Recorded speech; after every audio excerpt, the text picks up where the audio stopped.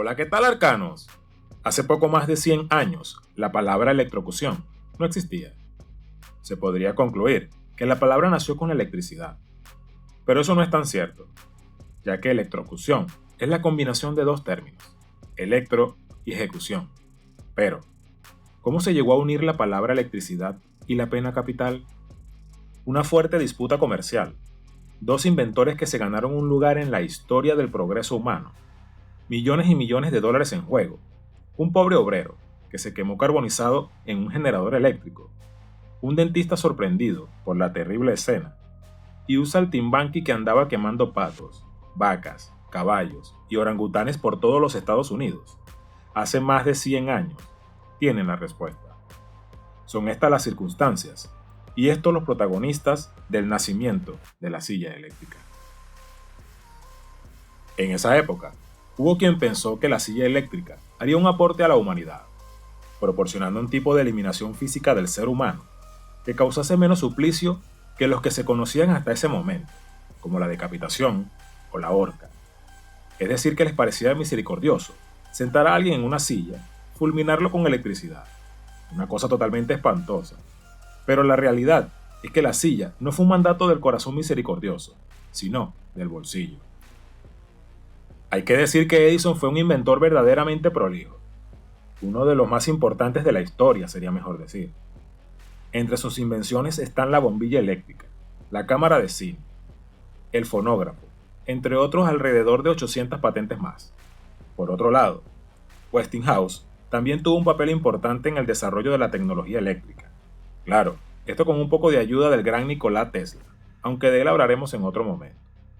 Algunos de sus inventos más importantes incluyen el freno de aire comprimido, utilizado en los ferrocarriles, el transformador de corriente alterna, entre otros.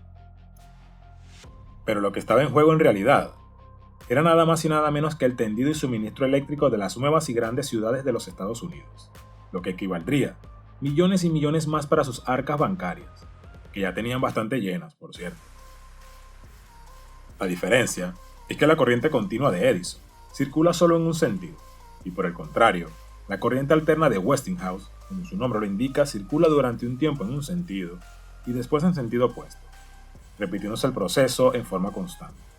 Y no nos complicaremos diciendo cuál es el mejor, solo les diré que si prestan atención, mencionaré más adelante quién fue el ganador.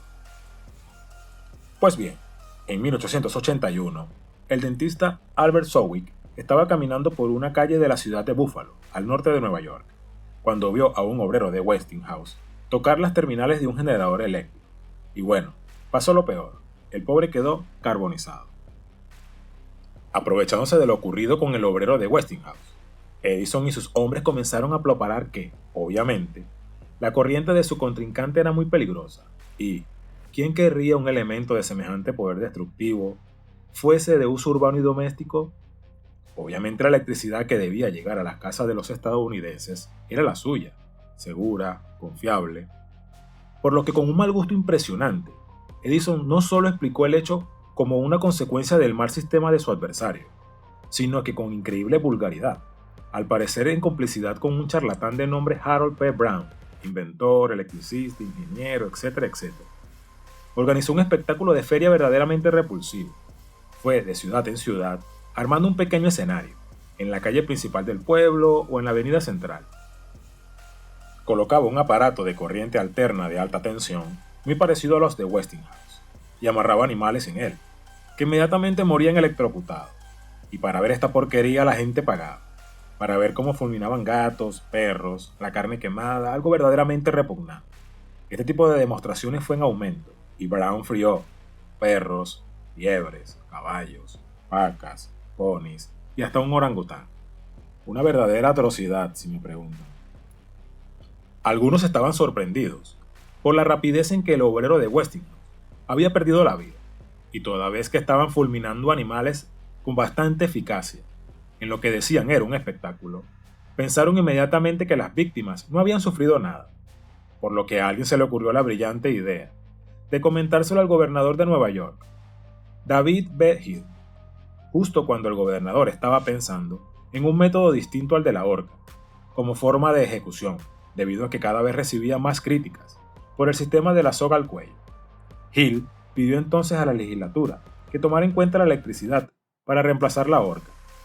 Como en todo organismo burocrático, se tardó alrededor de 4 años en conformar una comisión en el Congreso Estatal para discutir la cuestión. La prensa estaba encantada con toda esta pelea entre Edison y Westinghouse, que lo hacía un verdadero festival, sobre todo con las demostraciones de Edison y de Brown. En 1888, el gobernador de Nueva York firmó el decreto que establecía la silla eléctrica como método legal de ejecución de criminales. Y se eligió para esto la corriente alterna. Por supuesto, esto indignó a Westinghouse, quien se negó a prestar sus aparatos para matar delincuentes.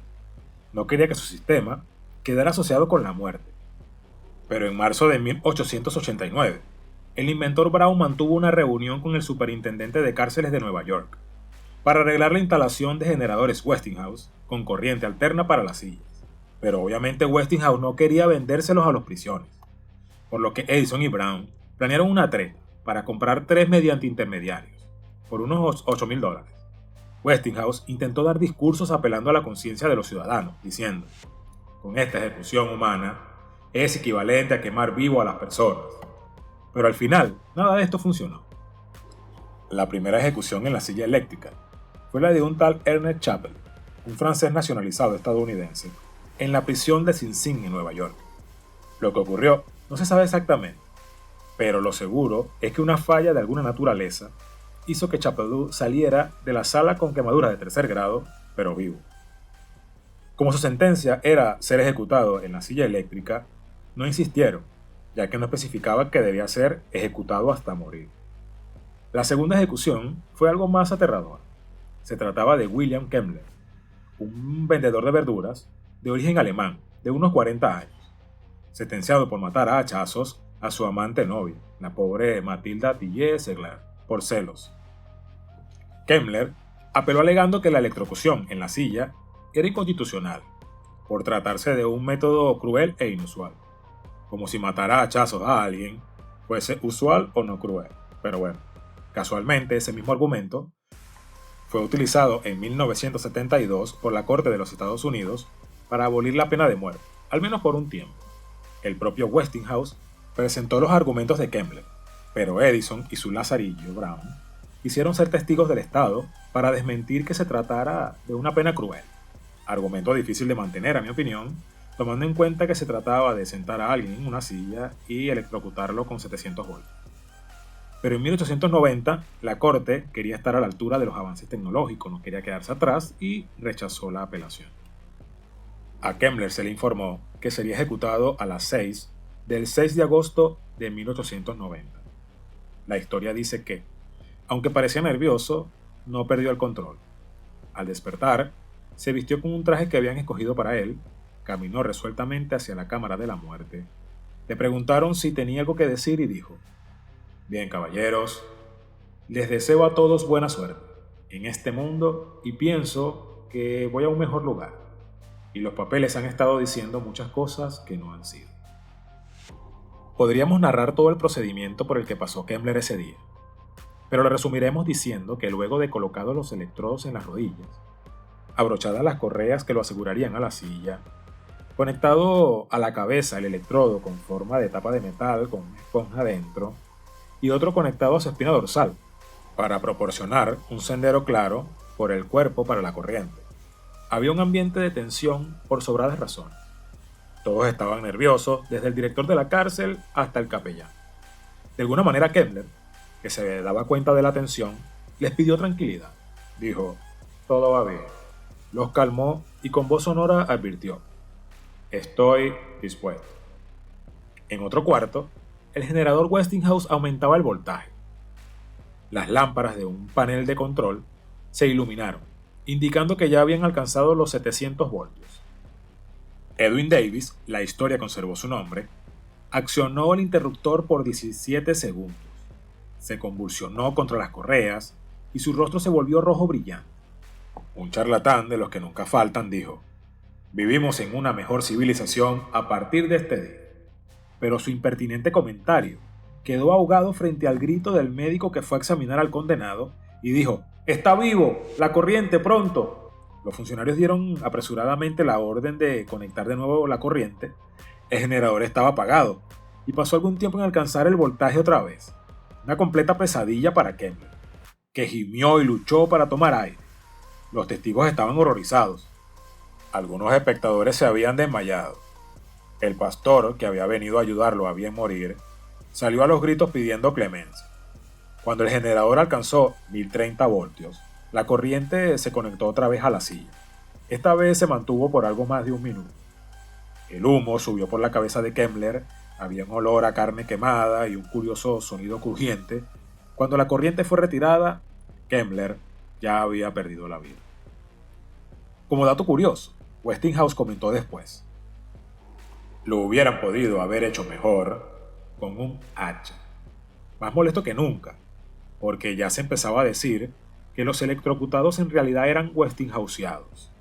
Por otro lado, Edison parecía cerca de un triunfo espectacular, pero en realidad, así como la silla eléctrica funcionó con corriente alterna, la industria de la electricidad la eligió también, la de Westinghouse, como el sistema estándar de electricidad para los hogares estadounidenses, por ser más segura y confiable, ganando así la carrera por los millones. Y como lo había prometido, ahora sabes quién ganó. A pesar de la presunta mayor efectividad de la silla eléctrica respecto a la horca, desde los primeros momentos su utilización estuvo envuelta en polémica, debido a varias situaciones en las cuales las víctimas no murieron instantáneamente y tuvieron que ser sometidas a múltiples descargas eléctricas. No obstante, su utilización se fue extendiendo por los estados de la Unión. A medida que fue avanzando el siglo XX, se fue cuestionando cada vez más la utilización de la silla eléctrica, después de convertirse a principios del siglo en el método de ejecución más utilizado en los Estados Unidos. Posteriormente, empezó a ser abandonada, sustituida en algunos estados por la cámara de gas, y a mediados de los 80 por la inyección letal. En el año 2004 solo se utilizaba en Alabama, Florida, Nebraska, Carolina del Sur, Tennessee y Virginia. Ahora debo decir que resulta increíble que de la rivalidad entre dos grandes hombres de la tecnología, como son Edison y Westinghouse, haya surgido después de todo este invento más bien repulsivo. Una máquina de matar a las personas. Claro, que no era la primera máquina de matar. Acordémonos de la guillotina, que también solucionaba los problemas del verdugo, en cuanto a ejecutar condenados. Pero imagino que resultaría duro para Westinghouse el saber que de una competencia casi comercial con Edison, por la instalación de servicios eléctricos en las ciudades de los Estados Unidos, se iba a asociar el nombre de uno de ellos a un artefacto de tan triste memoria como la silla eléctrica. Muy bien, arcanos. Si te ha gustado este trabajo, no olvides electrocutar ese botón de me gusta y compartir. Suscríbete para no perderte nuevos trabajos. Espero hayamos aprendido algo nuevo hoy. Yo soy Arcano. Saludos muchos. Y hasta la próxima.